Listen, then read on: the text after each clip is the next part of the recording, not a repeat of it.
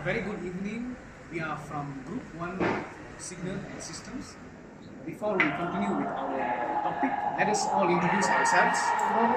My name is Bernard with matrix number 193619. My name is Tan Zihang and my metric number is 193259. My name is Maya Shamira. Metric number 192250. My name is Lukman, metric number 190082. My name is Farani Snyder. My metric number is 190478. Right, thank you all. So today we will be talking about one of the most important applications of signal and systems in real life, entitled modulation. So basically in our everyday lives, we use different signals, various signals that transmit from one device to another. We use various signals for communications, and most importantly, those signals are usually in sinusoidal waveforms. So our information signals that we transmit from, let's say, various transmitters, our communication devices, when we communicate with each other, all of these waves are usually in sinusoidal waveforms, and they vary with different frequencies and amplitudes. So which is why we bring our topic today, where modulation is important and significant in signal transmission. So what is modulation? Modulation is basically the process of superimposition, where we still superimpose the information signal with a carrier signal, where the carrier signal is always varying according to the characteristics of the information signal.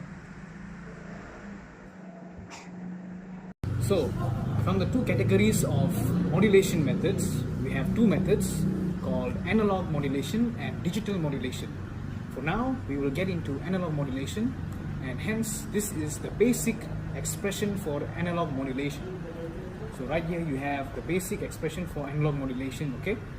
So there are a few more examples under analog modulation, and one of them is amplitude modulation. So what is amplitude modulation? This technique was basically used as one of the first techniques to actually transmit voice of a radio, basically radio signal transmission. So during analog modulation, basically what happens is the amplitude of this carrier signal will change according to the message signal. Basically different message signals will have unique carrier signals transmitted together. This method is also known to require the most amount of power or energy, and of course greater bandwidth. So some of the applications of amplitude modulation in real lives would be computer modems and VHF aircraft radio signals.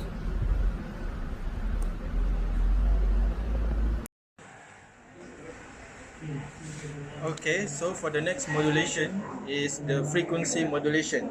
So basically, the frequency modulation is where the frequency of the base signal changes by superimposing it with a carrier signal having a different frequency. Is the frequency modulation. For example, here is the carrier signal, and if here is the base signal, so it combines to get the frequency modulation.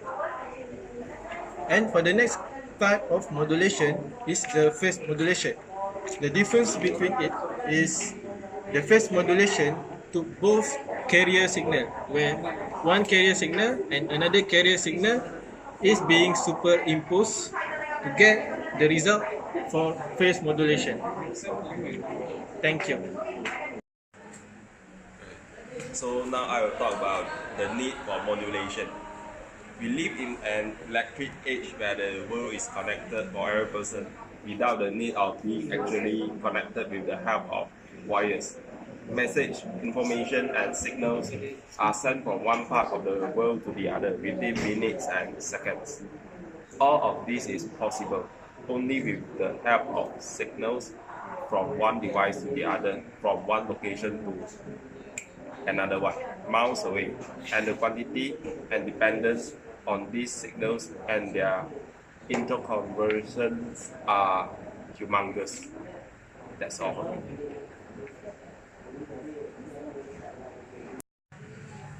So I will proceed on the stage of the modulation. Hi, hello, Maria. Where are you?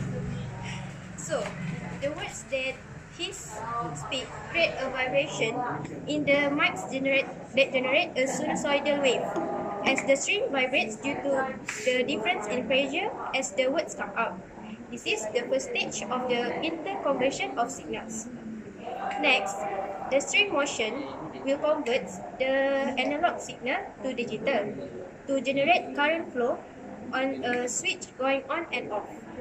This is the second stage. Then, the phone transmits this signal by modulating it with the help of carrier signal, so as to provide it with a bandwidth for transmission, and it is sent to a nearby tower for sending it over larger distance. And lastly, the receiver will receive the signal as it needs to be demodulated and filtered for regenerating its original content. Okay, so next I will proceed with the use of modulation. Okay, the first one, like Mara have said just now, modulation is used for interconversion between one signal to another form of signal. So the first one, I will highlight the type of modulation itself. The first one is analog modulation. It is used to transfer a low baseband or low bandwidth signal over a higher baseband or bandwidth. It is, for example, like we transfer the signal of PV over cable PV or DTH.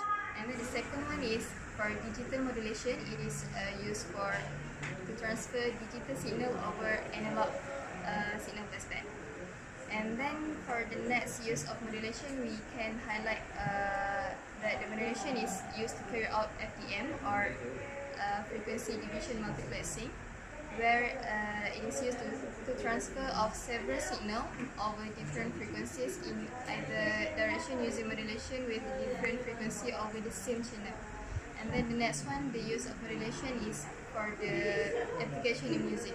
Because in music we know that the arrangement that we need to create must be interesting.